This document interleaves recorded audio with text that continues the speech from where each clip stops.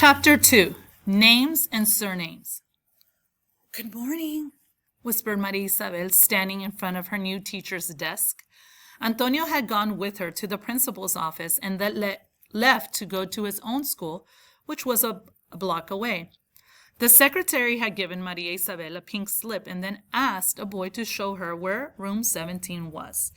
And now that she was there, Maria Isabel didn't know what would happen next.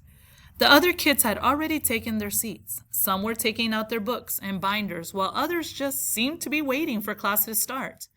Many of them were smiling and talking to each other. Maria Isabel looked up at an enormous turkey made out of construction paper on the wall behind the teacher's desk. She started to read the names that were on each of the tail feathers. Jonathan, Eric, Michelle, Solomon, Lori, Freddie, Marta, Ricardo, Maria Sanchez. The teacher had not looked up yet. She was making notes in a large folder where Maria Isabel could see a list of names. Maria Isabel heard quiet laughter behind her. The teacher looked up only when the noise got louder.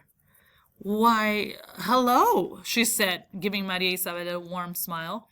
But it didn't seem to make Maria Isabel feel more comfortable. "So you are—" "Maria Isabel Salazar Lopez," she replied. In Spanish, she would have added, "para servirle," but she didn't know how to say that in English. So Maria Isabel kept quiet and handed the pink slip to her teacher. "Ah, Maria Lopez," the teacher said as she read the card. "We've already have 2 Marias in this class. Why don't we call you Mary instead?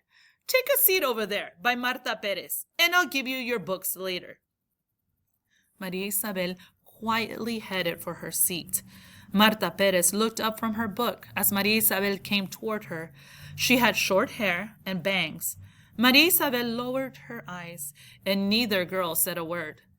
A little while later, the teacher came over holding a thick book with a green cover. The book was brand new and had a picture of a dolphin on the front. Maria Isabel wondered what the book was about and if she would be able to read it. She loved the sea and had always dreamed of seeing a real dolphin, so she opened the book eagerly. On the inside cover, the teacher had written the name, Mary Lopez. Maria Isabel stared at the words. Her teacher's handwriting was so neat and pretty. It seemed almost impossible to Maria Isabel that anyone could write so beautifully.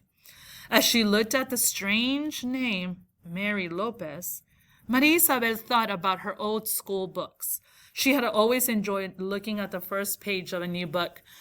Her mother's handwriting wasn't as pretty as her teacher's. But as they both sat at the kitchen table, her mother would write Maria Isabel's name in her new books, saying, "Maria is for your grandmother Maria, who you never knew but would have loved you so. Isabel is for your grandmother Chavela, who loves you so dearly. Salazar is for your father and, of course, your grandfather Antonio. Lopez is for me and for your grandfather Manuel. You were very small when he died, but you would have loved him.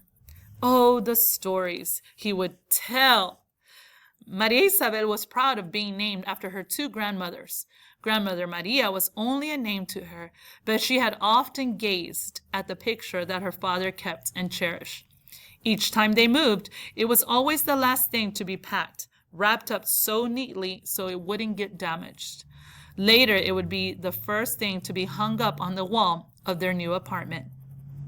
And she liked being named after her grandmother Chavela, her sweet, smiling grandmother who lived in Puerto Rico and always seemed to smell of chamomile, anisette, and cinnamon.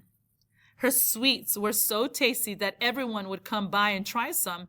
Grandmother Chavela kept the money she made selling her sweets in a tin cookie jar and would tell Maria Isabel, "This is so you can study someday, my child, and not spend your whole life in a kitchen."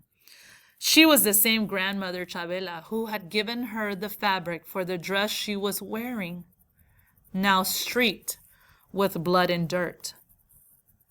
Mary Lopez. Mary Lopez, her teacher called out, her voice rising higher and higher. Maria Isabel's thoughts vanished like a puff of smoke. But it wasn't her teacher's shrill voice that shook her out of her daydreams, but the silence that followed in its wake. I'm talking to you, Mary. The teacher was now right by her desk, looking at Maria Isabel with a mix of surprise and impatience.